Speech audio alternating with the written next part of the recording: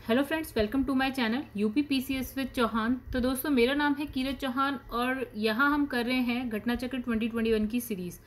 तो गाइस, इसमें हम कर रहे हैं भारत का भूगोल चैप्टर नंबर 10 करेंगे, जो कि है प्राकृतिक वनस्पति। ठीक है, तो गाइस यहाँ पे स्टार्ट करने से पहले हम लोग एक बार क्या करते हैं, चैप्टर देख लेते हैं क्या क्या था सिलेबस हमारा। तो गाइस, हमने चैप्टर नंबर 1 से स्टार्ट किया है, चैप्टर नंबर 2 हमने कंप्लीट किया है, चैप्टर नंबर 3 भी हमारा हो चुका है, 4, 5 एंड 6 ये हो चुका है पूरा। दोस्तों, थोड़ा स्पीड हम लोग की इतनी खास नहीं है, हालांकि धीरे भी नहीं है। तो चैप्टर नंबर 7, 8, 9, 10 चैप्टर जो अभी हम करेंगे गाइस, ठीक है। तो एक ही पार्ट में हो भी जाएगा। फिर 11 से लेकर आप सारे एक बार चैप्टर देख लीजिए, चैप्टर नंबर 30। तो 30 तक हम करेंगे। दोस्तों, एक चीज़ है, अगर दोस्तों आपको वीडियो पसंद आती है तो प्लीज़ प्लीज़ वीडियो को लाइक किया करिए, ठीक है। लाइक करने से देखिए दोस्तों, मुझे तो कुछ नहीं मिलने वाला, हाँ मेरी वीडियो की रीच थोड़ी सी बढ़ जाएगी, ठीक है। इसलिए मैं कहती हूँ कि वीडियो को लाइक कर दिया करिए, ठीक है। अगर अच्छा लगे तो कमेंट भी करा करिए, हालांकि बहुत स्टूडेंट्स ऐसे हैं जो कमेंट करते हैं और मैं रिप्लाई भी करती हूँ। और तीसरी चीज़ ये है कि अगर अच्छी लगे तो आप अपने फ्रेंड्स में, चाहे एक या दो, कितने भी फ्रेंड्स हों गाइस, एक दो फ्रेंड्स को आप शेयर कर सकते हैं वीडियो, अगर आपको अच्छी लगती है तो। और अगर अच्छी लगती है तो प्लीज़ सब्सक्राइब भी करिए, ठीक है गाइस। एक्चुअली मेरे साथ क्या है कि मेरी कोशिश रहती है कि मैं जो बुक है उसको कितनी इजी तरीके से आपको एक्सप्लेन कर दूं। बिकॉज जब फर्स्ट टाइम मैंने इस बुक को पढ़ा था तो पढ़ने में ऐसा लगा था, मैंने खरीद के रखी थी, अपनी हिस्ट्री की बुक खरीदी थी और उसे मैंने 1 साल तक नहीं पढ़ी थी। घटना चक्र की बात कर रही हूँ, मैंने 1 साल तक नहीं पढ़ी थी दोस्तों, मेरी हिम्मत नहीं हुई उसे खोलने की, ठीक है। तो मेरी बस ये कोशिश है कि मैं आपको उसे ईजी वे में एक्सप्लेन कर दूँ ताकि आपको पढ़ने में आसानी रहे। फर्स्ट टाइम आप मुझसे पढ़िए, सेकेंड टाइम आप खुद से पढ़ेंगे तो आपको बहुत ज़्यादा ईजी लगेगा। ऐसा नहीं लगेगा कि यार क्या पढ़ रहे हैं, अब आपको समझ में आने लगेगा। तो गाइस, बहुत हो गई बातें, चलिए फिर हम स्टार्ट करते हैं अपने चैप्टर को, जो कि है प्राकृतिक वनस्पति। बहुत ही ईजी सा चैप्टर है, अगर खुद से पढ़ेंगे तो लगेगा अरे यार क्या है ये, और जब आप हमसे पढ़ेंगे तो थोड़ा सा आसान लग जाएगा। मतलब जब कोई एक्सप्लेन कर देता है चीज़ें आसान लगने लगती हैं। तो वैसे यहाँ पे देखिए क्या लिखा है, यहाँ लिखा है प्राकृतिक वनस्पति में वे पौधे सम्मिलित किए जाते हैं जो मानव की प्रत्यक्ष और परोक्ष सहायता के बिना उगते हैं। मतलब डायरेक्टली मानव भी उगा सकता है, उसकी हेल्प से भी वनस्पतियाँ उग सकती हैं, और अप्रत्यक्ष तरीके से भी हो जाती हैं, और अपना आकार संरचना अपनी आवश्यकताओं को प्राकृतिक पर्यावरण के अनुसार ढाल लेती है। इसका मतलब क्या हुआ कि किसी, अगर कोई पेड़ है, उसका आकार, उसकी संरचना, उसकी हर चीज़ वहाँ की जो पर्यावरण होता है ना, उस पर डिपेंड करती है। मतलब आप ऐसा समझिए कि मरुस्थल में आप जाएंगे तो वहाँ की जो वनस्पति होगी वो कांटेदार मिलेगी। वहीं आप साउथ में चले जाएंगे जहाँ वर्षा अधिक होती है तो वहाँ आप देखेंगे कि जो पत्तियाँ होती हैं वो बड़ी बड़ी होती हैं। वहीं आप पहाड़ों पे चले जाएंगे तो आप देखेंगे कि जो पेड़ है वो शंकुधारी टाइप के होते हैं। मतलब जैसी वहाँ का पर्यावरण वैसी आपकी वनस्पति। अब लिखा, भारत में विभिन्न प्रकार की वनस्पतियां पाई जाती हैं, बिकॉज भारत में अलग अलग तरीके की के क्षेत्र हैं, जलवायु मिलेगी आपको, ठीक है। तो उस हिसाब से आपको अलग अलग जगह पे अलग अलग तरह की वनस्पतियां भी मिलेंगी। अब लिखा, वनों के प्रकार कई भौतिक तत्वों पर निर्भर करते हैं, ठीक है। बहुत टाइप के वन होते हैं, वो बहुत चीज़ों पर निर्भर करते हैं। जैसे कि वर्षा कैसी हो रही है, राजस्थान में कम होती है तो वहाँ की वनस्पति अलग होगी, केरल में अधिक वर्षा होती है तो वहाँ की, मतलब पश्चिमी तट में अधिक वर्षा होती है, वहाँ की वनस्पति अलग होगी, पहाड़ों की अलग होगी। वही चीज़ हमारी तापमान भी उस पर मतलब तापमान पे भी ये डिपेंड करता है कि तापमान की वजह से वनस्पति कैसी हो सकती है। आर्द्रता भी डिसाइड करती है वनस्पति के प्रकार को। मिट्टी, वहाँ की जो मिट्टी है, हर जगह की मिट्टी अलग अलग है तो वनस्पति भी हर जगह अलग अलग टाइप की मिलेगी। समुद्र तल से ऊंचाई, मतलब समुद्र तल के लेवल पे है तो अलग वनस्पति, ऊंचाई पे जाएंगे तो अलग, पहाड़ों पे और ऊपर जाएंगे तो आपको और अलग मिलेगी। और भूगर्भिक संरचना है वो आपकी हर जगह पे अलग अलग मिलेगी, तो उससे उसकी वजह से क्या होगा, वनस्पतियाँ भी अलग अलग मिलेंगी। आई होप आपको इतना समझ में आया हो, ठीक है। आगे लिखा है, इन तत्वों के प्रभावाधीन देश के विभिन्न भागों में भिन्न भिन्न प्रकार के वन उगते हैं, ठीक है। इन सब वजह से देश के भिन्न भिन्न क्षेत्र में अलग अलग तरीके के वन उगते हैं। तो वैसे लिखा है, इस आधार पर वनों का निम्नलिखित वर्गीकरण। अब हम वर्गीकरण देख लेते हैं कि किस किस टाइप के वन होते हैं। तो एक लिखा है, उष्णकटिबंधीय सदाबहार, अर्ध सदाबहार वन। देखिए, सदाबहार वो होते हैं जो हमेशा मतलब जिनकी पत्तियां आपको गिरी हुई नहीं मिलेंगी, हमेशा मिलेगी यार पत्ती पत्ती है, पत्ती पत्ती है, भरे पड़े हैं वन, ठीक है। कभी आपको सूखे हुए नहीं मिलेंगे और पत्तियां आपकी अलग नहीं मिलेंगी, ठीक है, कि आपको सिर्फ पत्तियां क्या है झड़ गई, अलग हो गई, ऐसा नहीं मिलेगा, ठीक है। तो वो हो गए सदाबहार। तो वैसे इन सब के बारे में हम एक एक करके पढ़ेंगे, ठीक है। दूसरा इसने लिखा है उष्णकटिबंधीय पर्णपाती वन। पर्णपाती वन में क्या होता है गाइस, पत्तियां क्या होती है, एक मौसम ऐसा आता है कि गिर जाती हैं। फिर है उष्णकटिबंधीय कटीले वन भी पढ़ेंगे हम, ठीक है। और यहाँ पे लिखा है वेलांचली या अनुवन वन, ये सब क्या होते हैं हम देखेंगे। अब ये यहाँ लिखा है माउंटेन फॉरेस्ट यानी कि पर्वतीय वन, ठीक है। तो दोस्तों अगर पसंद आए तो प्लीज़ वीडियो को लाइक किया करिएगा। चलिए अब यहाँ पे एक बार इस मैप में देख लेते हैं, फिर हम और अच्छी तरह से समझेंगे। तो गाइस देखिए, सबसे हम क्या जानते हैं, सबसे पहले हमने देखा उष्णकटिबंधीय सदाबहार या अर्ध सदाबहार वन। तो इसमें ये कहाँ लिखा है, हाँ तो ये लिखा है ये उष्णकटिबंधीय सदाबहार अर्ध सदाबहार वन, यानी कि जहाँ पे आपको अच्छी खासी मात्रा में वर्षा मिलती है, जहाँ की जो पेड़ हैं वो हमेशा घने भरे रहते हैं, ठीक है। तो वो आपको जहाँ वर्षा अधिक होगी ना वहाँ मिलेंगे। तो गाइस देखिए यहाँ पे क्या है, स्ट्रेट लाइन्स है, देखते हैं कहाँ पे है स्ट्रेट लाइन। तो गाइस ये देखिए, हम जानते हैं कि जो पश्चिमी घाट है यहाँ पे अच्छी खासी वर्षा होती है, तो आपको यहाँ मिल जाएंगे, आपको इस जगह मिल जाएंगे, ठीक है। क्योंकि जब है मानसून जब आता है तो बंगाल की खाड़ी से होते हुए अंदर की तरफ बढ़ता है, मतलब कुछ इस तरह से जाता है या कुछ इस तरह से जाता है। तो आपको देखिए यहाँ पे भी अच्छी खासी सदाबहार वन मिलेंगे, यहाँ पे वर्षा काफी अधिक मात्रा में होती है। वर्षा वाला चैप्टर हम पढ़ चुके हैं, आप उसमें देखिएगा, ठीक है। दूसरा अब हम देखिए क्या पढ़ते हैं, यहाँ लिखा है उष्णकटिबंधीय पर्णपाती वन, जिसकी पत्तियां जो है एक मौसम में जाती हैं और गिर जाती हैं। तो ये आपके जो है देखिए, आप जहाँ रहते हैं ना गाइस, जैसे अगर आप उत्तर प्रदेश के हैं या उत्तराखंड में नीचे की साइड के प्लेन के हैं, तो आप ये जानते होंगे, तो एक समय ऐसा आता है, अगर जो गांव में रहते होंगे वो देखते होंगे यार, एक समय ऐसा होता है अगर आपके सड़कों के किनारे या खेतों के किनारे कौन सा लगा होता है, पॉपुलर का पेड़ लगा होता है, तो वो गायब हो जाती हैं उसकी पत्तियां, एक टाइम झड़ जाती हैं पत्तियां, ठीक है। तो वो आपको यहाँ पे मिलेंगी। देखिए ये आप ही लोगों का एरिया है बहुत ज़्यादा, ठीक है। यही बिहार, उत्तर प्रदेश और उत्तराखंड वाला एरिया है ना गाइस। तो आप जो गांव में रहते होंगे वो इस चीज़ को समझते होंगे।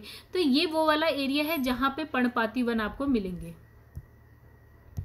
ठीक है। ये वाला जो भी आपको ना एरिया दिख रहा है, ये सारा आपका पर्णपाती वन का है। उसके बाद लिखा है उष्णकटिबंधीय कांटेदार वन। तो गाइस देखिए, कांटेदार वन हमको कहाँ मिलते हैं, जहाँ पे वर्षा कम, मौसम गर्म बहुत ज़्यादा होता है, और क्या है, जो पेड़ों की जो पत्तियां हैं उसमें से वाष्पन बहुत ज़्यादा ना हो, उसकी वजह से वो पत्तियां क्या होती हैं, छोटा आकार ले लेती है, कांटे के रूप में बदल जाती हैं, ठीक है। तो वो आपको कहाँ मिलेगा, कहाँ शुष्क कम वर्षा वाला स्थान है, तो वो हमारा कौन सा, ये वाला स्थान है। जैसे हम सब, अगर आप नहीं जानते कि गुजरात भी उसी में आता है, लेकिन आप ये तो जानते हैं राजस्थान उसमें आता है। तो वैसे उसमें राजस्थान भी आता है, मध्य प्रदेश का भी कुछ एरिया आता है, आपका गुजरात का भी एरिया आता है, ठीक है। तो यहाँ पे आपको कांटेदार वन मिलेंगे। उसके बाद हम बात करते हैं पर्वतीय वन। तो आप जानते होंगे गाइस, पर्वतीय वन तो पर्वतों पर ही मिल सकते हैं। तो गाइस पर्वत के लिए क्या है, यहाँ बारिश की बूंदों की तरह बने हुए, तो ये वाले आपके सारे ये हिमालय पर्वत का एरिया है, ठीक है। हालांकि यहाँ पे भी होगा, बट ये नेपाल है तो हमें उससे कोई सच मतलब है नहीं। उसके बाद है वेलांचली वन या अनुवन। तो ये क्या होते हैं, आप जानते होंगे मैंग्रोव वन, ठीक है। हम बहुत तो नहीं जानते, लेकिन अगर आप मैंग्रोव जानते हैं तो ये समझ लीजिए मैंग्रोव कहाँ होते हैं, आपके तटों पर होते हैं, ठीक है, मैंग्रोव वन। तो देखिए आपको ये कहाँ मिलेंगे, ये आपको मिलेंगे कहीं ना कहीं तटों पर मिलेंगे। तो आपको, और वो भी कहाँ, पूर्वी तट पे अधिक मिलेंगे, ठीक है, ठीक है गाइस। यहाँ पे हो जाती है कहानी खत्म इस मैप की। आई होप आप लोग को समझ में आया हो। चलिए आगे बढ़ते हैं। अब हम एक एक करके हर तरह के जो वन है ना, प्रकार, वर्गीकरण, वो सारे हम एक एक करके पढ़ेंगे। जैसे सबसे पहला हमने पढ़ा उष्णकटिबंधीय सदाबहार और अर्ध सदाबहार वन। तो इसके बारे में पढ़ते हैं। हमने कहा जहाँ वर्षा की मात्रा अत्यधिक होती है, यानी कि जहाँ आर्द्रता बहुत ज़्यादा होगी वातावरण में, राइट। तो इसमें लिखा है ट्रॉपिकल, एवरग्रीन और सेमी एवरग्रीन फॉरेस्ट। ओके, तो ये वन भारत के अधिकतर आर्द्र मतलब नमी वाला ना, आर्द्र उष्ण भागों में मिलता है। और इस क्षेत्र में औसतन वार्षिक वर्षा गाइस कितनी होती है, 200 सेंटीमीटर। 200 सेंटीमीटर अच्छी खासी ज़्यादा वर्षा है, ठीक है, से अधिक होती है। और जो यहाँ की आर्द्रता है देखिए गाइस, ये भी बहुत ज़्यादा है, 70%, यानी कि जो वातावरण है उसमें आर्द्रता होगी, यानी कि नमी होगी, ठीक है। इससे भी अधिक 70% से अधिक होगी, ठीक है। इस जो ये क्षेत्र है, इसका औसत तापमान भी इसने बता रखा है कि 22 डिग्री सेल्सियस होना चाहिए। और क्या है, उच्च आर्द्रता और तापमान के कारण आर्द्रता भी ज़्यादा है, तापमान भी ज़्यादा है। इसके कारण क्या होता है, मतलब वन जो होते हैं बड़े होते हैं, सघन होते हैं, मतलब भरे हुए होते हैं, ठीक है, ऊंचे होते हैं। तो विभिन्न जातियों के वृक्षों के पत्ते के गिरने का जो समय होता है ना वो अलग अलग होता है। सपोज कि 100 वृक्ष हैं, एक साल तक लगा रखे हैं आपने, 100 के 100 हैं। आज पहले वाले की पत्ती गिरेगी, कल दूसरे वाले की गिरेगी, परसों तीसरे वाले की गिरेगी, तो जब चौथे वाले का नंबर आएगा तो पहले वाले की पत्ती वापस से आ जाएगी। मतलब 4 दिन में जो पीछे वाले हैं उनकी पत्तियां फिर से आ जाती हैं। तो आपको वो वन खाली बिना पत्तियों के तो मिलेंगे ही नहीं, ठीक है, क्योंकि उनके पत्ती के गिरने का समय अलग अलग होता है। एक साथ ये नहीं है कि एक साथ है तो एक साथ सारी पत्तियां गिर गई और वन आपके गायब, मतलब पत्तियां गायब हैं सारी जगह से। तो लिखा है जिस कारण क्या है, संपूर्ण वन क्या होता है, सदाबहार रहता है। तो भारत में उष्ण कटिबंधीय सदाबहार वन का जो क्षेत्र है, हमने कहा जहाँ वर्षा बहुत ज़्यादा होती है। तो गाइस देखिए वर्षा कहाँ बहुत ज़्यादा होती है, हम पूर्वोत्तर में बहुत ज़्यादा वर्षा होती है। तो पूर्वोत्तर में देखिए आपका असम आता है और आपका मेघालय आता है, मणिपुर आता है, त्रिपुरा आता है, मिजोरम आता है, ठीक है। पश्चिमी घाट पे होता है तो पश्चिमी तटीय मैदान आ गए आपके, और पश्चिमी घाट पे आपको केरल भी मिलेगा, ठीक है। अब पूर्वी तट में अगर आप देखें तो ऊपर वाला जो एरिया है जहाँ से ऐसे करके एंट्री गंगा के मैदान में जो है आपका मानसूनी पवनें एंट्री लेती हैं, तो आपका वेस्ट बंगाल यानी कि पश्चिम बंगाल वाला एरिया आ जाता है। उसके अलावा गाइस आपको कहाँ मिलेगा, अंडमान निकोबार द्वीप समूह में भी अच्छी बारिश होती है, बहुत अच्छी, ठीक है। अब आगे बढ़ते हैं। तो लिखा है उष्णकटिबंधीय सदाबहार वनों का अब जो मुख्य वृक्ष होते हैं ना इन एरियाज में वो क्या कौन कौन से होते हैं। तो इसकी तो आप बिल्कुल नोट्स बनाइएगा, ठीक है, नहीं तो ऐसे याद नहीं हो पाएगा। तो नोट्स बनाने का तरीका भी ऐसा नहीं है, बहुत टफ नहीं है। आपको क्या लिखना है, आपको लिखना है उष्णकटिबंधीय सदाबहार अर्ध सदाबहार वन। उसके बाद आपको क्या लिखना है, वर्षा, आप लिखना वर्षा 200 सेंटीमीटर, आर्द्रता 70% से ज़्यादा, और टेम्परेचर 22 डिग्री सेल्सियस, ठीक है, इतना आप समझ गए। अब ये कौन से सदाबहार वन है, ठीक है, तो बेकार है। अब यहाँ पे क्षेत्र भी लिखिएगा कौन कौन से क्षेत्र में है, जैसे आपको अगर पता हो वर्षा कहाँ कहाँ आती है तो आप क्षेत्र भी बता सकते हैं। फिर उसके बाद नाम लिख लीजिएगा कि इन क्षेत्रों में कौन कौन से वन होते हैं। ज़्यादा बकवास लिखने की जरूरत नहीं है, 4 लाइन में 4 चीज़ें आप खत्म कर सकते हैं। तो इसमें कौन कौन से वन होते हैं, तो सिनकोना, रबड़, महोगिनी, एबोनी यानी कि आबनूस भी बोलते हैं, नारियल है, बांस है, आयरनवुड है। तो इस तरह से आप नाम लिख लीजिएगा एक लाइन में। तो ये आपका हो गया इतना। तो अब एक पढ़ लिया हमने उष्णकटिबंधीय सदाबहार वन, दूसरा था अर्ध सदाबहार वन, ठीक है। तो इन्हीं क्षेत्रों में मतलब देखिए सदाबहार वन में अगर 200 सेंटीमीटर वर्षा हो रही है, यहाँ पे उसकी अपेक्षा कम वर्षा हो रही है, मतलब ऐसा नहीं है बहुत कम, बस 200 सेंटीमीटर से थोड़ी कम, ठीक है। तो यहाँ पे क्या होगी, थोड़ी कम वर्षा वाले भाग होंगे। और ये वन सदाबहार वन और अर्ध पर्णपाती वनों के मिश्रित रूप हैं। यानी कि देखिए ऐसा है कि एक तो हो गया आपका सदाबहार वन, फिर आपका होता है अर्ध सदाबहार वन, ठीक है, फिर आपका होता है अर्ध पर्णपाती वन, फिर आपका होता है पर्णपाती वन, ठीक है, ऐसे करके होता है।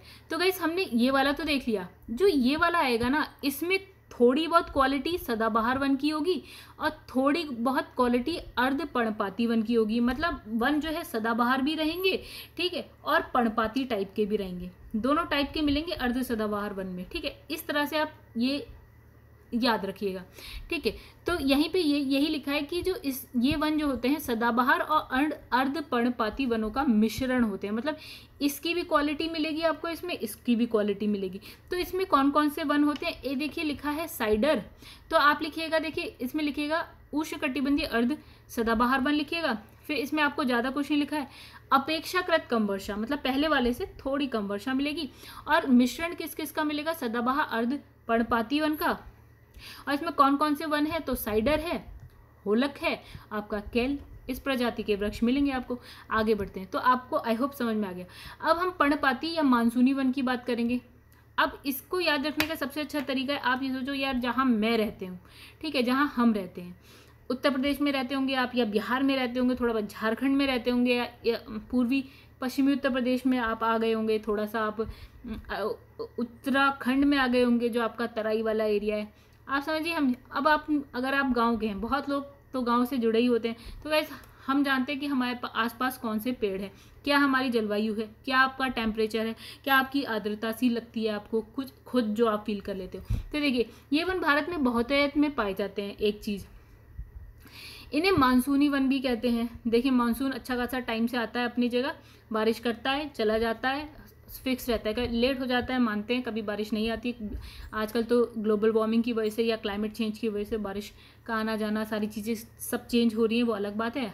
हम पुराना हिसाब किताब लेके चलते तो मानसूनी वन होंगे, ठीक है। अब यहाँ पे बारिश भी हम जानते हैं 70 से 200 सेंटीमीटर तक होती है, ठीक है।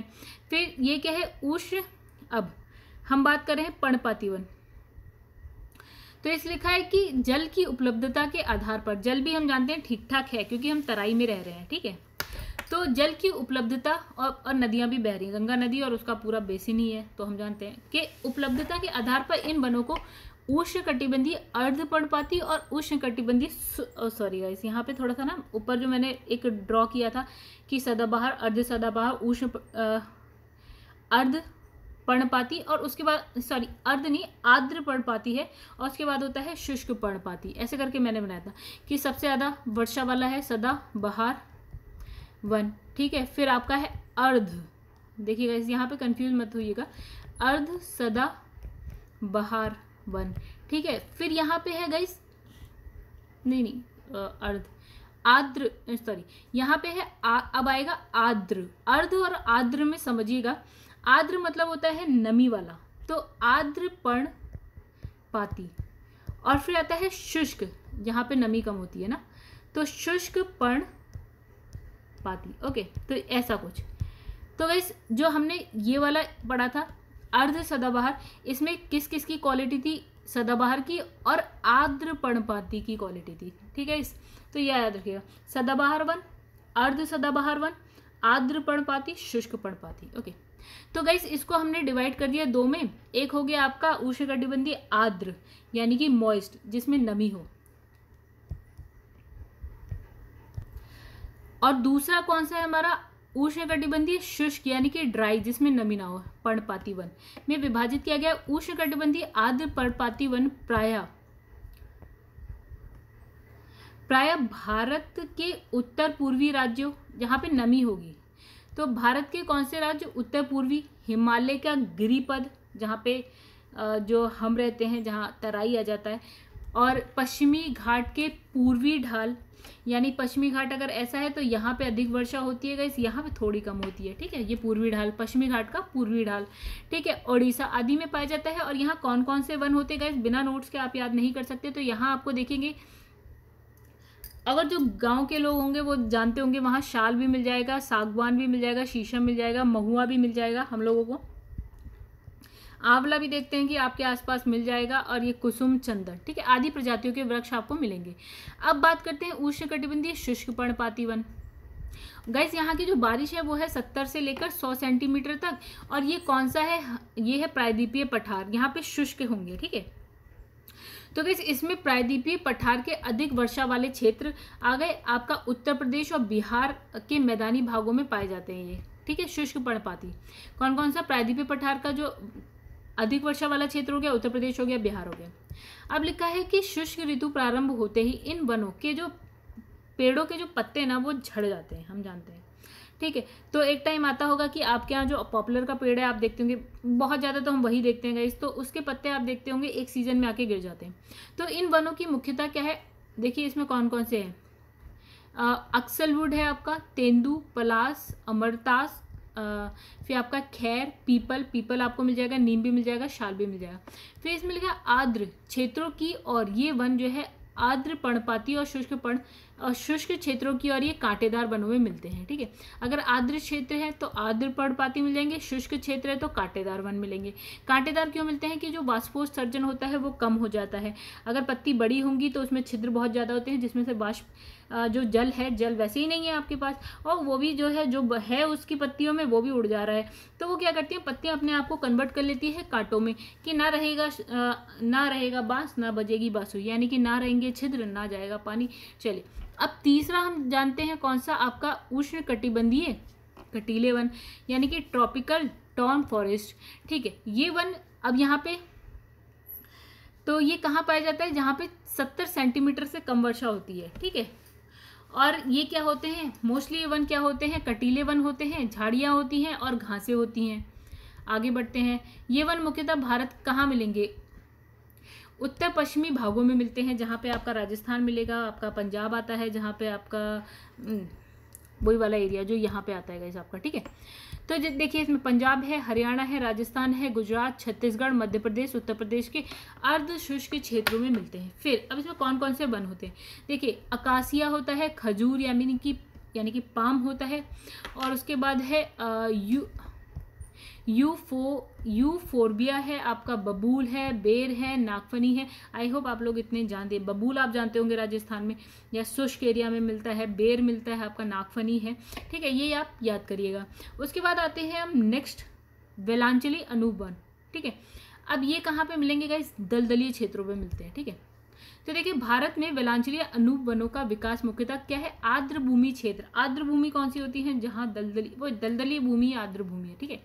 या डेल्टाई क्षेत्र गाइस, जो डेल्टा होते हैं वहाँ पे भी वो तट पे ही होते हैं गाइस, और वहाँ पे भी आपको नमी मिलती है। समुद्री तटीय क्षेत्र इन यहाँ पे होते हैं, ठीक है, मतलब समझ लो जहाँ पे पानी होता है। तो आर्द्र भूमि में भी मिलेगा आपका, डेल्टाई क्षेत्र में मिलेगा, समुद्री तटीय क्षेत्रों में भी आपको मिलेगा। ओके, तो आर्द्र भूमि क्षेत्रों के अंतर्गत कौन कौन सा एरिया आता है, तो गाइस आता है दक्षिण में दक्कन पठार के जलाशय और दक्षिण पश्चिम तटीय क्षेत्र में की जो लेगून होती है, ये सब हम पढ़ चुके हैं। तो अन्य आर्द्र भूमि, अब देखिए उसके बाद राजस्थान हो गया, गुजरात एवं कच्छ के लवड़ीय जो जल वाली भूमि होती है। अब आप कहेंगे यार राजस्थान में कहाँ होती है, भैया होती है राजस्थान में भी। आप कहें यार राजस्थान में तो वर्षा नहीं होती, तो भैया होती है राजस्थान में भी, अच्छी खासी होती है, ठीक है। वहाँ पे इतनी बड़ी बड़ी झीलें, जिसने सही से नहीं पढ़ा उसको नहीं पता होगा, लेकिन आज पता चल गया होगा, ठीक है। अब देखिए गुजरात के पूर्व से राजस्थान, केवलादेव राष्ट्रीय उद्यान और मध्य प्रदेश, यहाँ पे भी आपको मिल जाएगा, ठीक है। भारत के पूर्वी तट पर यानी कि डेल्टाई आर्द्र भूमि, लेगून, चिल्का झील, ओके, ये सब मिल जाएगा आपको। तो चिल्का झील कहाँ पे है, इस ओडिशा में, ठीक है। गंगा के मैदानी भागों में स्थित ताजे जल के दलदलीय क्षेत्र, यहाँ मिल जाएगा, जहाँ जहाँ पानी है वहाँ वहाँ मिलेगा। फिर इसमें मिलेगा ब्रह्मपुत्र घाटी में बाढ़ के मैदान में मिल जाएगा। उत्तर पूर्वी भारत और हिमालय गिरिपथ क्षेत्र में दलदलीय और अनूप क्षेत्र मिल जाएगा। अब ये इतना कोई पूछ नहीं रहेगा, इस पर थोड़ा बहुत आपके दिमाग में होना चाहिए कि कहाँ मिल जाएगा।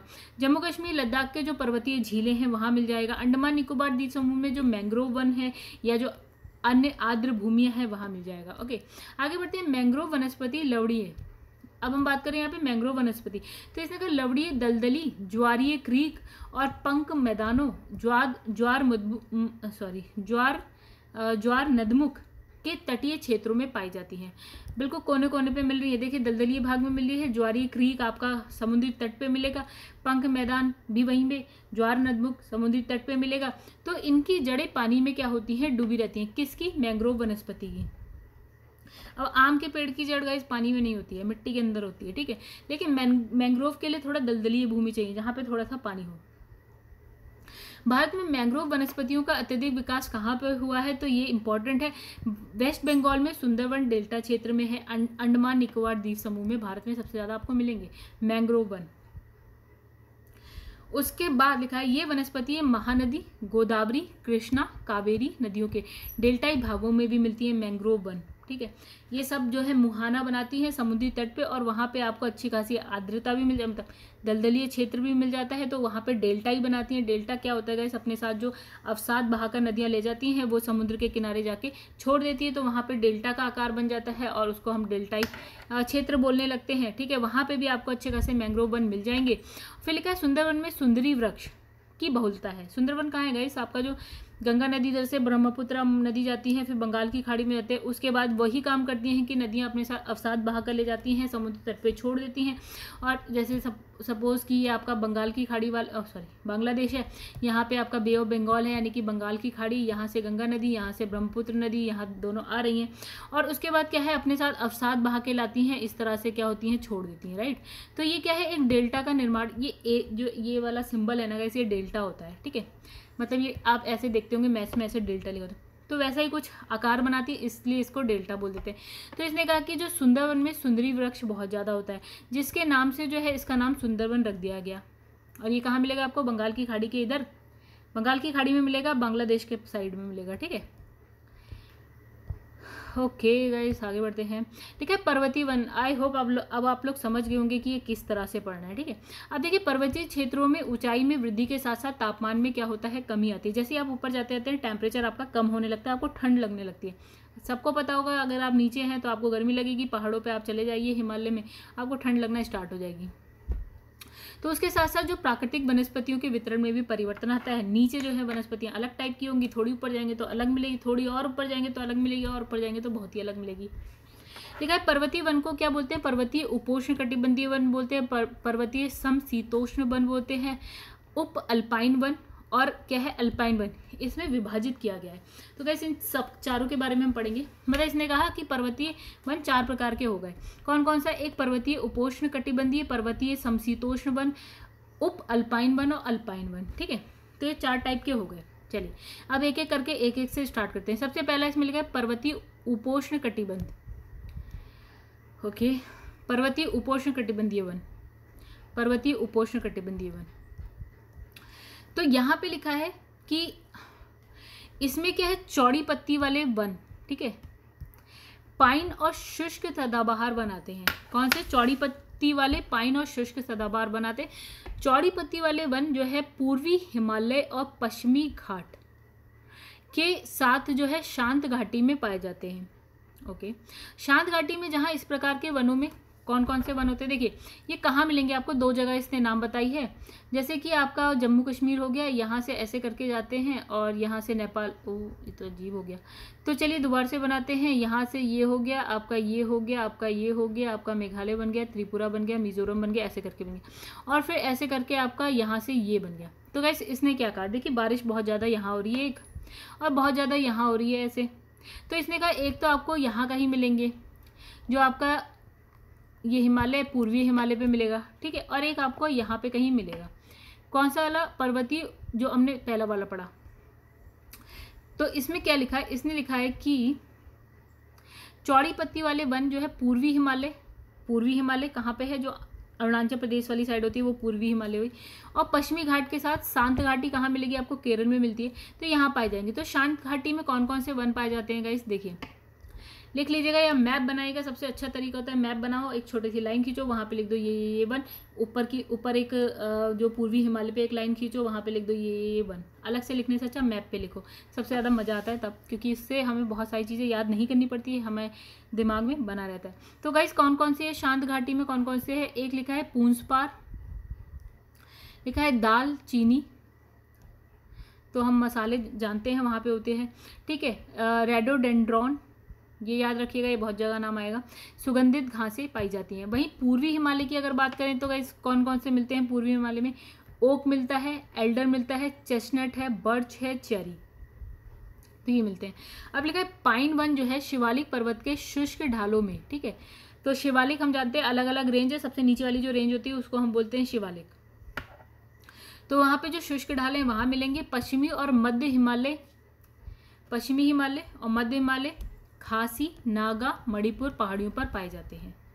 ठीक है, पाइन वन की बात कर रहे हैं कि इसने कहा जो पाइन है कहाँ मिलेंगे? शिवालिक श्रेणी में जो शुष्क वाला एरिया होगा वहाँ मिल जाएगा, पश्चिमी मध्य हिमालय में मिल जाएगा।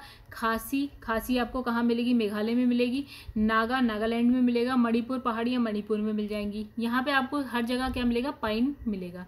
ठीक है, अब यहाँ चीड़, ओक, रोडोडेंड्रॉन एंड पाइन वृक्ष पाए जाते हैं। ठीक है, पहाड़ों में ना, हिमालय में। ठीक है, शुष्क सदाबहार वन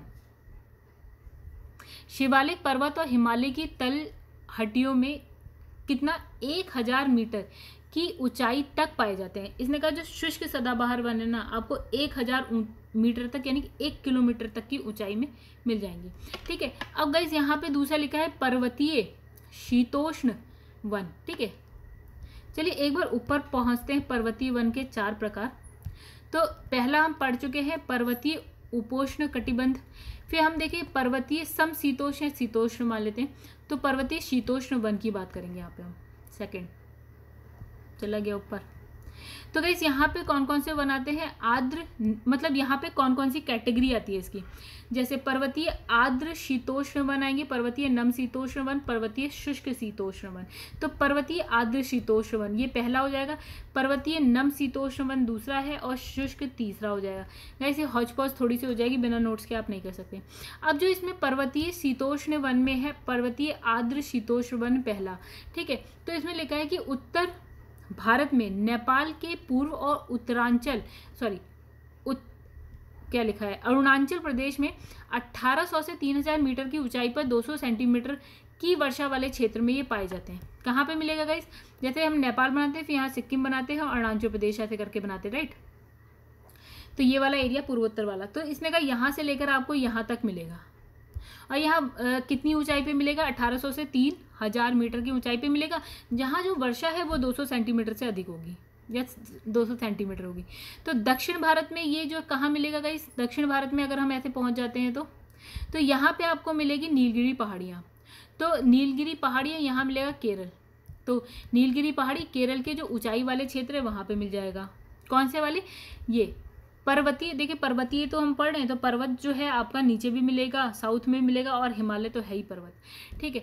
तो आपको इन दोनों जगह का इसने बता दिया। पहला इसने नेपाल और अरुणाचल प्रदेश बताया, दूसरा इसने नीलगिरी और केरल बता दिया, ठीक है। जो ऊंचाई वाले क्षेत्र हैं वहाँ पे मिल जाएगी। फिर उत्तर में इन वनों के 3 परत पाई जाती हैं। वाह, तो 3 परत कौन सी? उत्तर उच्च परत के रूप में आपकी शंकुधारी, मतलब ऐसे कि थोड़ी निचाई, फिर उससे ऊंचे, फिर उससे ऊंचे। तो सबसे ऊंचे आपके मिलेंगे शंकुधारी वन।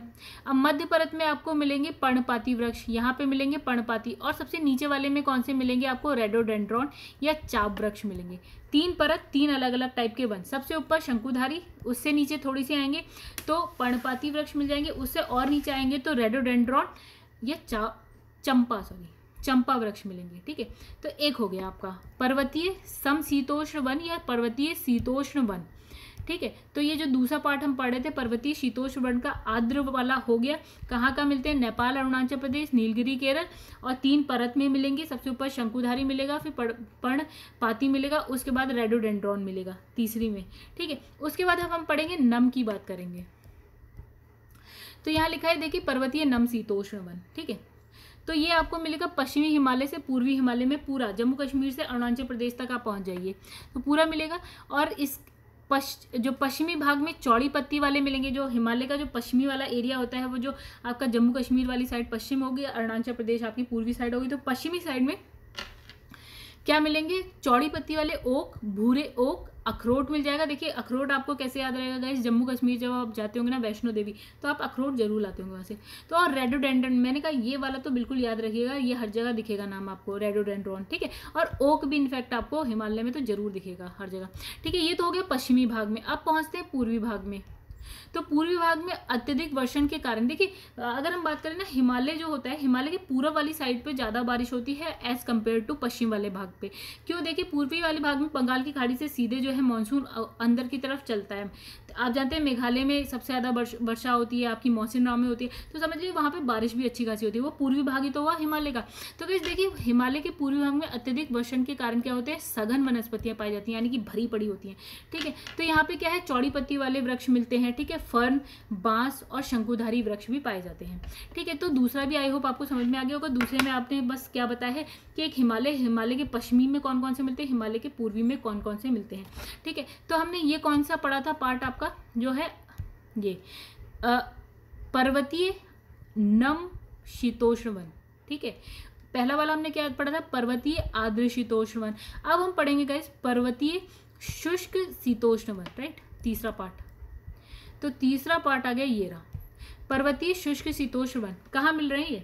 मुख्यतः लाहौल, किन्नौर, सिक्किम, हिमालय के अन्य भागों में मिलेंगे, ठीक है।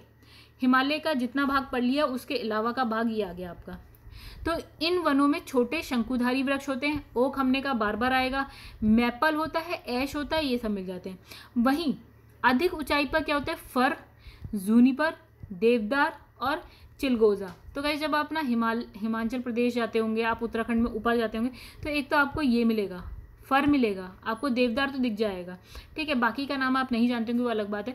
तो दो और कौन कौन से हैं, एक है जूनिपर मिलेगा आपको, चिलगोजा मिलेगा। तो गाइस ये हो गया खत्म यहाँ पे, ये वाला जो सेकंड पार्ट के 3 पार्ट थे वो हमने यहाँ खत्म करे।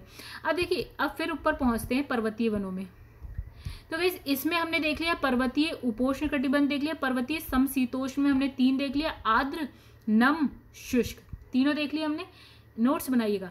अब तीसरा जो इसका पार्ट है उप अल्पाइन वन, और चौथा होगा अल्पाइन। तो उप अल्पाइन भी देख लेते हैं अब। चलिए, तीसरा पार्ट है यहाँ पे उप अल्पाइन वन, ठीक है। तो गाइस उप अल्पाइन वन जो है कश्मीर से लेकर अरुणाचल प्रदेश, मतलब पूरा हिमालय ले लिया इसने। हिमालय की पूरी रेंज जम्मू कश्मीर से स्टार्ट होती है और आपकी अरुणाचल तक जाती है। कितने मीटर ऊंचाई की बात करिए यहाँ पे, 2900 से लेकर 3500 मीटर की ऊंचाई। अगर किलोमीटर में बात करें तो 2.9 यानी कि 3 किलोमीटर से 3.5 किलोमीटर तक की ऊंचाई पे आपको उप अल्पाइन, मतलब हम क्या कर रहे हैं ना, धीरे धीरे ऊपर जाते जा रहे हैं। जो हिमाचल मतलब जो पहाड़ है ना, पहाड़ पे हम ऊपर जाते जा रहे हैं। अब जैसे ही देखिए 1000 किलोमीटर तक तो आप दक्षिण वाला भी काउंट करेंगे, क्योंकि वहाँ की पहाड़ियाँ गई बहुत ज़्यादा ऊँची नहीं है। 1000 1500 मीटर, नॉट किलोमीटर, 1000 1500 मतलब 1 से 1.5 किलोमीटर मान लिया, वहां तक में तो आप रहेंगे दक्षिण में भी। लेकिन जैसे इसने कहा यहाँ पे 3 से 3.5 किलोमीटर यानी कि 2900 से लेकर 3500 मीटर की बात करेंगे, तो भैया दक्षिण के पठार इतने ऊंचे हैं नहीं। तो अब आपको दक्षिण में जाने की जरूरत नहीं, अब आप हिमालय में अटके रहिए, ठीक है। तो यहाँ ये हिमालय में अटके रहेगा। तो इसकी ऊंचाई इसने बता दी, ठीक है। अब लिखा है पश्चिमी हिमालय के अंतर्गत। हमने कहा देखिए नाम वही है बार बार, ठीक है, कोई नए नाम नहीं है। जूनिपर अभी हमने पढ़ा था, रोडोडेंड्रॉन हमने पढ़ा था। उसके बाद लिखा है यहाँ पे ये पश्चिम हिमालय की बात कर रहा है। देखिए हम बार बार पश्चिम और पूर्व हिमालय की बात कर रहे हैं, लेकिन यहाँ पे अब क्या हो रहा है, एक एक जब हम चेंज कर रहे हैं ना टॉपिक, तो उसकी ऊंचाई बढ़ती जा रही है। तो इस ऊंचाई पे आपको क्या मिलेगा, पश्चिम साइड पे जूनिपर मिलेगा, रेडोडेंड्रॉन मिलेगा, विलो मिलेगा और यहाँ पे फालसेव मिलेगा। अब आप वहीं पूर्वी भाग में चले जाइए। पूर्वी भाग में थोड़ी क्या होती है, बारिश ज़्यादा होती है। और पूर्वी भाग जो है आपके जो इक्वेटर होता है ना, भूमध्य रेखा, उससे थोड़ा सा नज़दीक भी होता है। पश्चिमी भाग की कंपैरिजन में अगर आप पूर्वी भाग देखते हैं तो वो जो है भूमध्य रेखा के थोड़ा सा पास होता है। तो यहाँ पे क्या मिलेगा, लाल फर तो हम बार बार पढ़ रहे हैं। देखिए जूनिपर भी हम पढ़ रहे हैं, काला जूनिपर, बर्च और लार्च, ये सामान्य रूप से आपको पूर्वी साइड पे मिलेगा। ऊंचाई की बात है, ऊंचाई बदल रही है, इसकी वजह से क्या है, पेड़ भी वृक्ष भी बदल रहे हैं। ओके दोस्तों, थक गए। चलिए गाइस आगे बढ़ते हैं। ओके 37 मिनट हो गए दोस्तों। चलिए अब फोर्थ देखिए, हमने उप अल्पाइन पढ़ लिया था, थर्ड वाला। पहुंचिए वापस से पीछे। तो देखिए हमने क्या पढ़ लिया, पर्वतीय उपोष्ण पढ़ लिया, पर्वतीय समशीतोष्ण या शीतोष्ण वन जिसमें 3 पार्ट, आर्द्र नम और शुष्क पढ़ लिए। उसके बाद उप अल्पाइन हमने अभी पढ़ लिया। हाइट कितनी थी, 3 से 3.5 किलोमीटर थी। अब अल्पाइन में देखिए हो सकता है अब ये और ऊंचा चला जाए। तो अब हम पढ़ेंगे अल्पाइन वन। देखिए अल्पाइन में ऊंचाई देखिए अब गाइस, यहाँ पे उप अल्पाइन 3 से 3.5 किलोमीटर थी। अब ये देखिए 3 से अप्रॉक्स 5 किलोमीटर ऊंचाई पे हम आ गए अल्पाइन वन में। मतलब ऊंचाई बढ़ रही है, हिमालय तो वही है, पूरा पश्चिम की बात करेंगे। अब लिखा है अल्पाइन वनों में क्या होते हैं, एक नम होते हैं, 2 टाइप हो गए, नम और शुष्क हो गए, ठीक है। तो नम अल्पाइन में क्या होता है, हिमालय में सभी स्थानों के साथ साथ म्यांमार सीमा के निकटवर्ती उच्च पहाड़ियों में पाए जाते हैं। मतलब इसने कहा हिमालय के साथ साथ म्यांमार भी पहुंच जाओ आप, ठीक है। तो वहां की बात कर रहे हैं पूरा नम वाला। देखिए नम आपको पूर्वी साइड पे मिलेगा गाइस, ठीक है, तो म्यांमार भी उधर ही मिलेगा। तो इसमें लिखा है क्या मिलता है यहाँ पे। अब आप बहुत ऊंचाई पे जाएंगे ना तो आपको ऐसा बड़े बड़े वन वृक्ष नहीं मिलेंगे, अब आपको छोटी झाड़ियाँ मिलेंगी, काई मिलेगी, फर्न, रेडोडेंड्रॉन। तो गाइज ये तो आप पेटेंट मतलब ये तो आप मान लो भैया इस चैप्टर में ये तो लिखना है जहाँ हिमालय आ जाएगा, ठीक है। अब दूसरा पार्ट इसी का था, देखिए 2 थे ना, एक आपका नम था, एक था शुष्क, मॉइस्ट एंड ड्राई। तो अब शुष्क अल्पाइन की अगर हम बात करते हैं तो इसकी ऊंचाई दे रखी है इसने, ठीक है। अब क्या जूनिपर हम बार बार पढ़ रहे हैं, तो काले जूनिपर, मधु मालती, गई थोड़ा ब्लर सा है इमेज, ठीक है। तो मधु मालती और एक लिखा है विलो वनस्पतियाँ पाई जाती है। तो गैस मैं तो बोल के थक गई। अगर आपको नहीं समझ में आया है तो कोई बात नहीं, वीडियो को वापस पीछे ले जाइए, एक नोट्स जरूर बनाइएगा। बिना नोट्स के ये अगर आपको याद हो जाता है तो आप बिल्कुल ही शक्तिमान है गाइस, ठीक है। और अगर नहीं होता है तो नोट्स बना लीजिएगा, ठीक है। एक और बार वीडियो देख लीजिएगा, नहीं होता है तो। इससे ज़्यादा आसान तरीका नहीं है पढ़ाने का। ओके गाइस, अब यहाँ पे देखिए क्या लिखा है। भारत वन स्थिति रिपोर्ट 2019 के अनुसार भारत में पाई जाने वाली सर्वाधिक प्रकार के वन, ठीक है। 2019 की रिपोर्ट है ये, वन स्थिति रिपोर्ट। तो गाइस इसमें लिखा है कुल मतलब कौन सी जो वनस्पतियां हैं भारत में सबसे ज़्यादा है, कौन सी उससे कम है, कौन सी कम कम कम, ऐसे करके बताना है। तो गाइस यहाँ पे देखिए सबसे ज़्यादा हमें कौन सी मिल रही है, तो आपको मिल रही है उष्णकटिबंधीय शुष्क पर्णपाती। कितना एरिया है आपका, 40%। कुल क्षेत्रफल का प्रतिशत बताना है, तो उष्णकटिबंधीय शुष्क पर्णपाती हमने कहाँ देखा था, जो बिहार उत्तर प्रदेश वाला एरिया था वहाँ पे जहाँ हम रहते हैं, ठीक है गाइस। तो वहाँ पे ये सबसे ज़्यादा आपको मिल रही है। तो हमने क्या पढ़ा था, सदाबहार वन, अर्ध सदाबहार, आर्द्र पर्णपाती, शुष्क पर्णपाती, ठीक है। और सेकंड नंबर पे देखिए लिखा है आर्द्र पर्णपाती। पहले शुष्क पर्णपाती, सेकंड नंबर पे आर्द्र पर्णपाती। कितना है आपका, 17% के आसपास है। और उसके बाद सबसे ज़्यादा क्या मिल रही है गाइस आपको, तो ये मिल रही है अर्ध सदाबहार वन मिल रहे हैं 9.27% पे। फिर आपका है आर्द्र सदाबहार वन, यानी कि सदाबहार वन यहाँ ऊपर लिखा है 2.61 पे मिलेगा। जहाँ जहाँ बारिश बहुत ज़्यादा होगी वहाँ ये वाले मिल जाएंगे। फिर कटीरे वन आपको कहाँ मिलेंगे, राजस्थान, गुजरात, मध्य प्रदेश वाले एरिया में मिल जाएंगे गाइस। पंजाब 2.72% पे मिल जाएंगे। शुष्क सदाबहार वन आपका मैंग्रोव मतलब जो दलदली क्षेत्रों में आपको मिलेगा, डेल्टाई क्षेत्रों में मिलेगा, वो इतना मिलेगा 0.73% मिल जाएगा। चौड़ी पत्ते वाले पहाड़ी वन जो होते हैं वो आपके 4%, ये याद नहीं रखना है गाइस, बस एक बार आंखों से घूम देख लीजिए, बस इससे ज़्यादा आपको कुछ नहीं करना है इसमें। बस आपको दो याद रखिए, सबसे ज़्यादा कौन सा है आपका, शुष्क पर्णपाती, उसके बाद आपको मिलेगा मॉइस्ट यानी कि आर्द्र पर्णपाती। चलिए दोस्तों आगे बढ़ते हैं। लिखा है देवदार के वृक्ष पश्चिमी देखिए देवदार जब आप ना हिमाचल प्रदेश जाइएगा कभी या उत्तराखंड जाइएगा तो गाइस आपको देवदार तो बहुत आसानी से मिलेंगे। हम एक दो बार मैं भी गई हूँ, ठीक है। देवदार तो आपको मतलब इधर उधर हर जगह मिलेंगे। तो देखिए देवदार के जो वन है वो पश्चिमी हिमालय में 1500 से लेकर 2500 मीटर की ऊंचाई में मिल जाएंगे, ठीक है। ये सर्वाधिक ऊंचाई पर पाए जाने वाले वृक्ष हैं देवदार, समुद्र तल से, ठीक है। अब लिखा है प्रायद्वीपीय पहाड़ों पर मुख्यतः, प्रायद्वीपीय पहाड़ कहाँ है, जब आप दक्षिण की तरफ जाने लगते हैं, जब आप मध्य प्रदेश से नीचे की तरफ जाने लगेंगे तो वो प्रायद्वीपीय पहाड़ मिलेंगे आपको। तो यहाँ पे लिखा है इसने मैग्नोलिया, लारेल और यूकेलिप्टस, ये वृक्ष आपको मिलते हैं। चलिए फिर लिखा है वनों का देश की अर्थव्यवस्था में विशिष्ट योगदान है, ठीक है। तो अर्थव्यवस्था में मतलब जिससे आप पैसा कमा सकते हैं, वो कौन से वन है। तो आर्थिक दृष्टि से कौन कौन से वन बहुत ज़्यादा उपयोगी होते हैं गाइस। सागौन आप जानते हैं, बहुत महंगी लकड़ियाँ बिकती हैं सागौन की। शाल की भी अच्छी खासी महंगी लकड़ियाँ, शीशम है, रोजवुड, देवदार, चीड़, पाइन, स्प्रूस, ये सारे मतलब अच्छा खासा पैसा आप इससे कमा सकते हैं। फिर आपका यहाँ लिखा है ब्यूटिया मोनोस्पर्मा को क्या बोला जाता है, जंगल की आग कहा जाता है। इसे ढाक और पलाश के नाम से भी जाना जाता है। तो ये क्वेश्चन आया हुआ है कि जंगल की आग किसे कहा जाता है, तो ये है ब्यूटिया मोनोस्पर्मा, इसे ढाक और पलाश भी कहते हैं। तो गाइस यहाँ पे क्या लिखा है, जो पलाश तो आप जानते ही होंगे, उत्तर प्रदेश वाले तो जानते ही होंगे। तो उत्तर प्रदेश का क्या है, राजकीय पुष्प होता है कौन सा, पलाश है। अब लिखा है सामाजिक वानिकी में प्रयुक्त बहुउद्देशीय वृक्ष का उदाहरण कौन से, सामाजिक वानिकी में खेजड़ी, ठीक है। खेजड़ी वृक्ष को, जो खेजड़ी वृक्ष है उसको आप मरुस्थल का राजा भी कहते हैं। तो ये भी इंपॉर्टेंट हो गया गाइस, ओके। इसके बहुउद्देशीय उपयोग और अधिक तापमान सहन करने की क्षमता और कम पानी की आवश्यकताओं के कारण सामाजिक वानिकी कार्यक्रम में इसे वरीयता दी गई है। मतलब इसको जो सामाजिक वानिकी कार्यक्रम था उसमें हम कौन सा वृक्ष यूज़ कर रहे हैं, खेजड़ी। कम पानी की जरूरत पड़ती है इसको, बहुत ज़्यादा तापमान में भी रह लेता है, और ये क्या होता है इसलिए हम इसको पानी की आवश्यकता इसको कम होती है गाइस। और ये क्या है आपका मरुस्थल का राजा कहा जाता है, मतलब मरुस्थल में भी आराम से उग सकता है, ठीक है। तो हमने सामाजिक वानिकी कार्यक्रम में इसको उपयोगिता मतलब वरीयता दे रखी है, ठीक है। आगे बढ़ते हैं।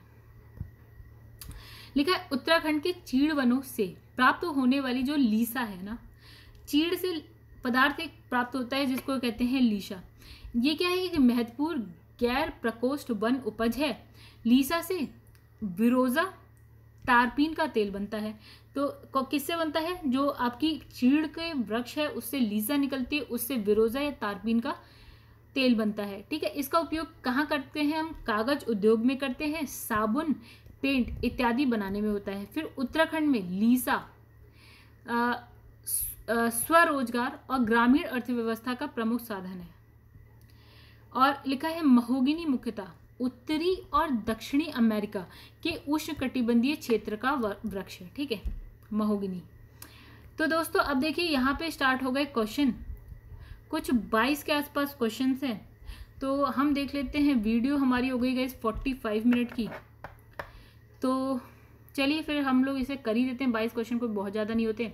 जहाँ पे व्याख्या आपकी सेम टू सेम होगी नोट्स के बराबर, वहाँ हम उसको स्किप कर देंगे, यानी कि छोड़ देंगे, वो आप लोग पढ़ लीजिएगा। मैं हालांकि दिखा दूंगी पूरा, ठीक है, और जो नहीं होगी वो मैं आपको बता दूंगी। तो चलिए गाइस, यहाँ जो फर्स्ट क्वेश्चन है वो लिखा है भोजपत्र वृक्ष मिलता है। तो इसमें लिखा है कहाँ मिलता है ये भोजपत्र? आपने देखा होगा जिसमें हम होता नहीं खाना खाते हैं। तो गाइस ये मिलता है आपको हिमालय में। ठीक है, तो देखिए जो दावतों में बैठ के आप जिस पे खाना खाते हैं ना, एक पत्ते वाला जो होता है वो, तो भोजपत्र यानी कि बर्च वृक्ष जो है हिमालय क्षेत्र में पाए जाने वाला वृक्ष है। इस वृक्ष का सफ़ेद कागज की तरह दिखने वाले छाल का प्रयोग जो है प्राचीन काल से ही लिखने हेतु किया जाता रहा है। और ये वृक्ष जो है अल्पाइन वनों में भी पाए जाते हैं। अल्पाइन वन हम पढ़ चुके हैं दोस्तों। ठीक है,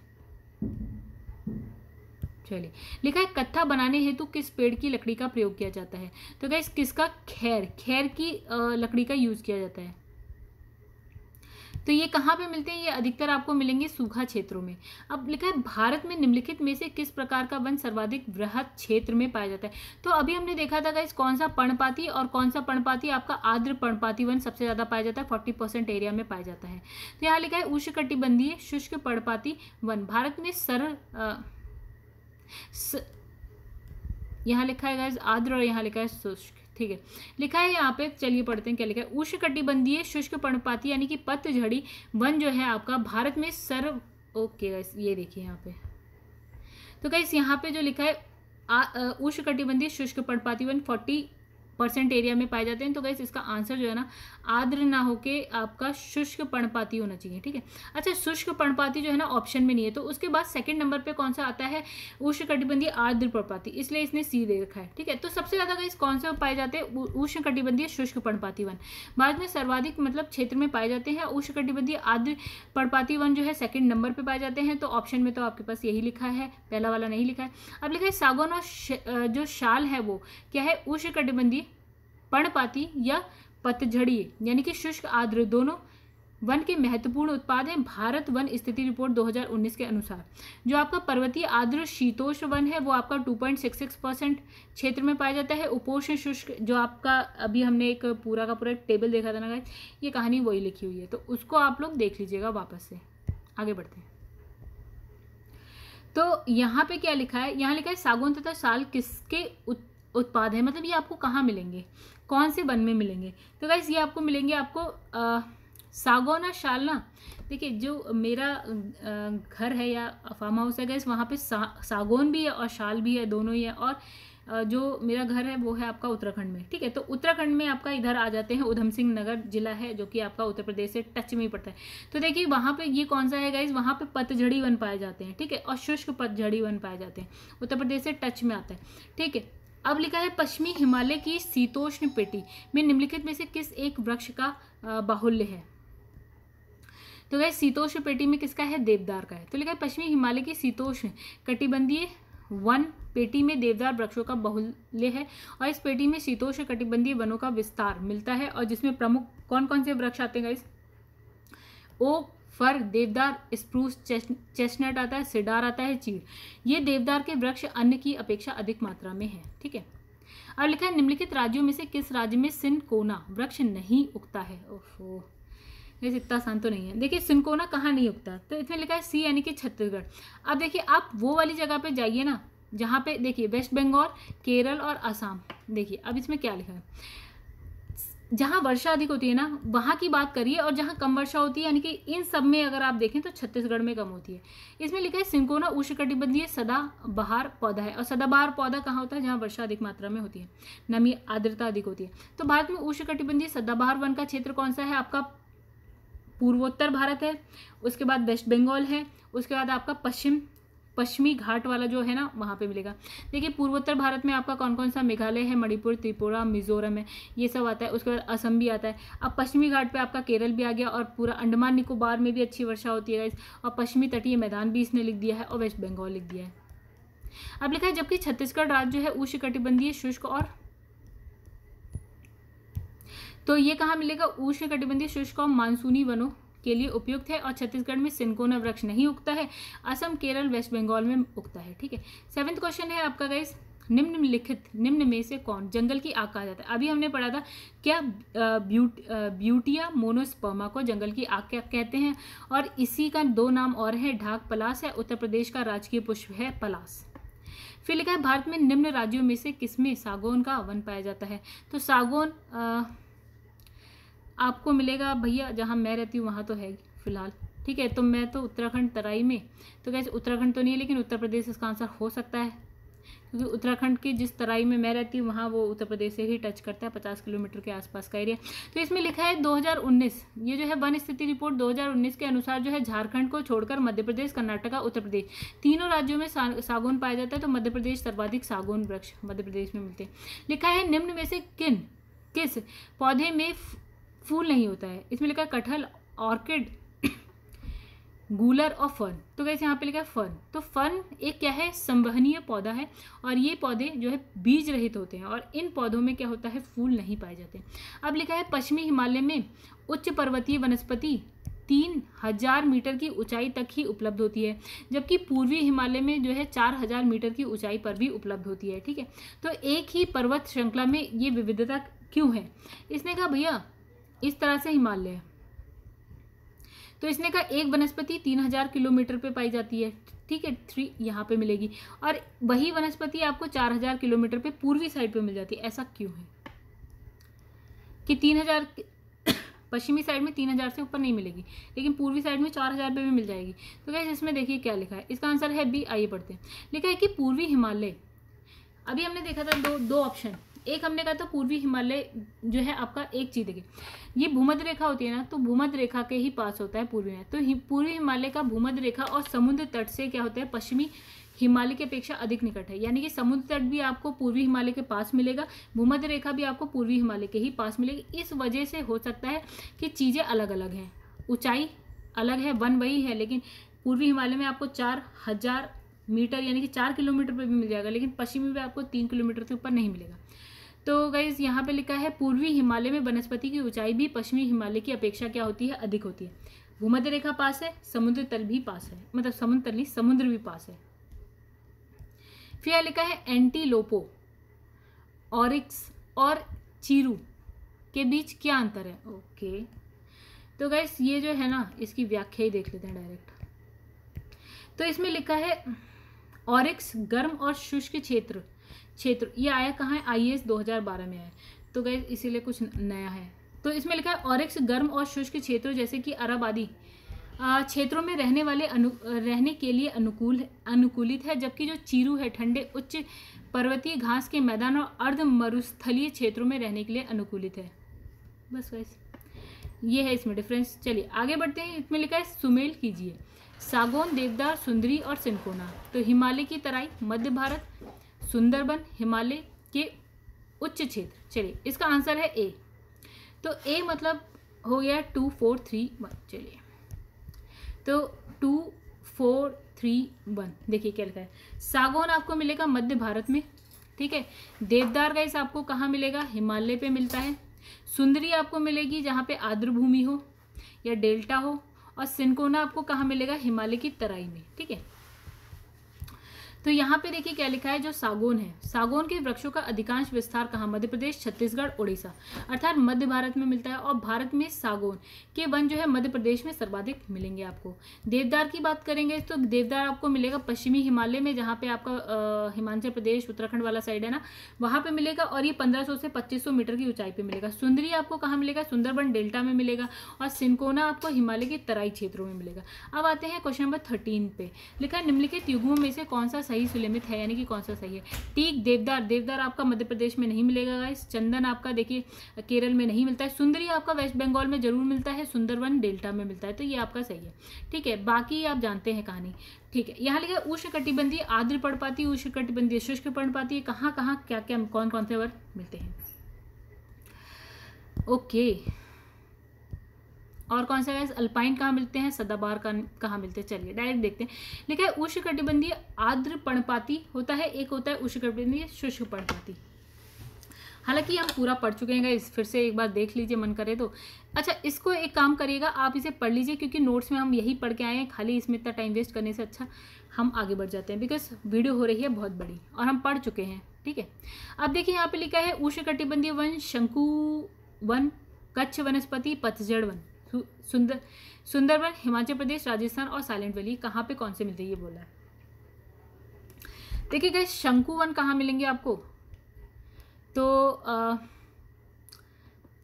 हिमालय में मिलेंगे गाइस। देखिए, तो साइलेंट वैली में आपको मिलेंगे उष्णकटिबंधीय सदाबहार वन वाले, जहाँ पे वर्षा अधिक होती है, राइट। और हिमाचल प्रदेश में आपको क्या मिलेगा, आपको शंकुधारी वन मिलते हैं। और सुंदरवन आपको कहाँ मिलेगा, जहाँ पे आपका आर्द्र भूमि होती है। तो कच्छ तो पूरा दलदली है ही। राजस्थान में पतझड़ वन मिल जाएंगे। ठीक है, आगे बढ़ते हैं। तो गाइस टोटल क्वेश्चन है हमारे पास 27, अभी हम बहुत पीछे हैं। तो यहाँ पे लिखा है लंबी जड़ों और नुकीले कांटे और क्या कहता है, शूल युक्त झाड़ियों और लघु वृक्षों वाले आरक्षित अवरुद्ध वन सामान्य रूप से पाए जाते हैं। हमने कहा कांटे वाले वन कहाँ पाए जाएंगे गाइस। ठीक है, तो गाइस यहाँ पे जो इसका आंसर है पश्चिमी आंध्र प्रदेश लिखा है यहाँ पे।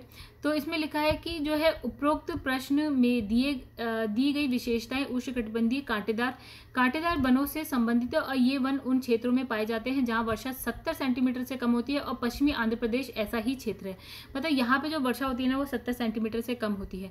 और इसके अलावा हम बात करें तो दक्षिण पश्चिम पंजाब में आपको ऐसा मिल जाएगा, हरियाणा में आपको ऐसा मिल जाएगा, राजस्थान में आपको मिल जाएगा, पश्चिमी मध्य प्रदेश में मिल जाएगा, कच्छ और सौराष्ट्र के सीमावर्ती क्षेत्रों में भी आपको मिल जाएगा। लेकिन निम्न में से कौन सा वृक्ष जो है समुद्र तल में से सर्वाधिक ऊंचाई पर पाया जाता है, तो देवदार अभी हमने पढ़ा था।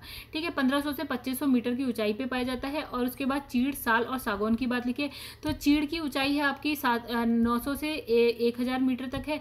और जो साल है उप हिमालय क्षेत्र में मिलेगा, मध्य भारत के पूर्वी भाग में मिलेगा, आपको तमिलनाडु में मिलेगा। सागौन आपको मध्य प्रदेश, छत्तीसगढ़, उड़ीसा, कर्नाटका, तमिलनाडु, गुजरात, महाराष्ट्र में भी मिल जाएगा। तो गाइस यहाँ पे देखिए क्या है, इस क्वेश्चन को आप खुद देख लीजिए। IAS का क्वेश्चन है, समझ वैसे आप पाएंगे नहीं, और समझ गए तो बहुत अच्छी बात है। क्वेश्चन मैंने आपको दिखा दिया, ठीक है, और ये रहा आपका आंसर, देख लीजिए। अब लिखा है निम्नलिखित में से किस राज्य के वनों का वर्गीकरण अर्ध उष्णकटिबंध के रूप में किया जाता है। अर्ध उष्णकटिबंध, तो इसमें लिखा है मध्य प्रदेश। आइए पढ़ते हैं। इसमें लिखा है उष्णकटिबंधीय शुष्क पर्णपाती व अर्ध उष्णकटिबंधीय वन का विस्तार मध्य प्रदेश के अधिकांश भागों में आपको मिलेगा। ओके, नेक्स्ट आता है निम्नलिखित में से तत्वतः कौन सी एक हिमालयी वनस्पति की जाति नहीं है।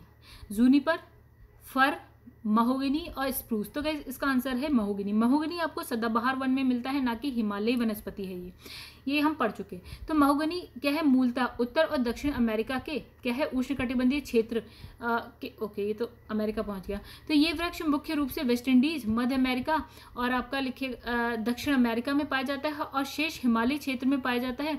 और भारत में महोगनी जो उष्णकटिबंधीय सदाबहार वनों में पाया जाता है। ठीक है, तो ठीक है आगे बढ़ते हैं। लिखा है सामाजिक वानिकी में प्रयुक्त बहुउद्देशीय वृक्ष कौन सा था गाइस, खेजड़ी था। क्यों खेजड़ी, क्योंकि इसको पानी भी कम चाहिए। ठीक है, और ये क्या है बहुत ज़्यादा तापमान में भी हो सकता है, राजस्थान में भी हो सकता है, इसलिए राजस्थान का राजा भी मरुस्थल का राजा कहा जाता है इसको। और लिखा है खेजड़ी का उपयोग पशुओं के चारे के रूप में किया जाता है, ईंधन के औषधि के रूप में किया जाता है, और सामाजिक वानिकी कार्यक्रम में हम इसी का यूज़ कर रहे हैं। चलिए नेक्स्ट पे आते हैं।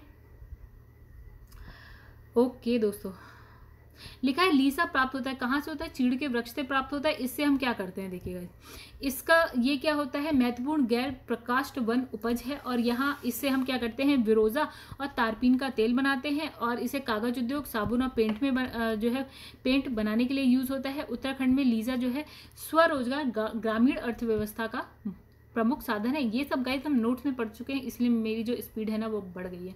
अब ये वाला जो क्वेश्चन है गाइस, इसमें आप एक भी नहीं जानते हैं, तो इसको क्या है, मैं भी बोलूँगी तो आप रटेंगे, आप पढ़ेंगे तो भी आप रटेंगे, तो इसको रट लीजिए।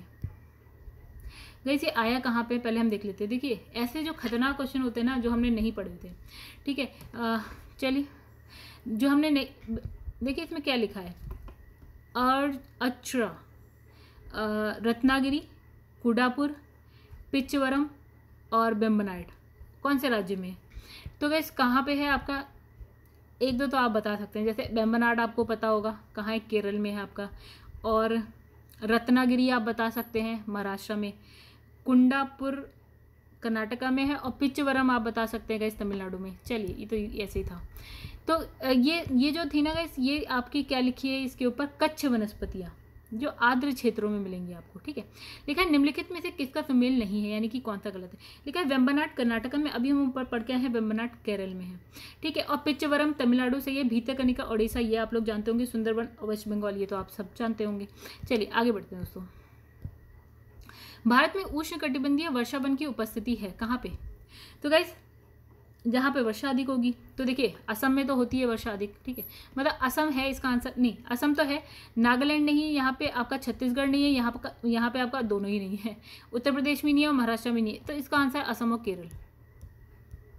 तो वैसे यहाँ पे देखिए क्या लिखा है, उपरोक्त विकल्पों में भारत में उष्णकटिबंधीय वर्षा वन की उपस्थिति केरल और असम में है, और ये वन जो है पश्चिमी घाट के अधिक वर्षा वाले क्षेत्रों, यानी कि लक्षद्वीप हो गया, अंडमान निकोबार समूह में, द्वीप समूह हो गया, असम के ऊपरी भागों में हो गया, तमिलनाडु के तट पर मिलते हैं। तो ये उन वृक्षों में भली भांति विकसित होते हैं जहाँ पे जो वर्षा होती है वो 200 सेंटीमीटर से अधिक होती है, और अधिक वर्षा के साथ एक थोड़े समय के लिए क्या है, शुष्क ऋतु पाई जाती है, मतलब थोड़े टाइम के लिए।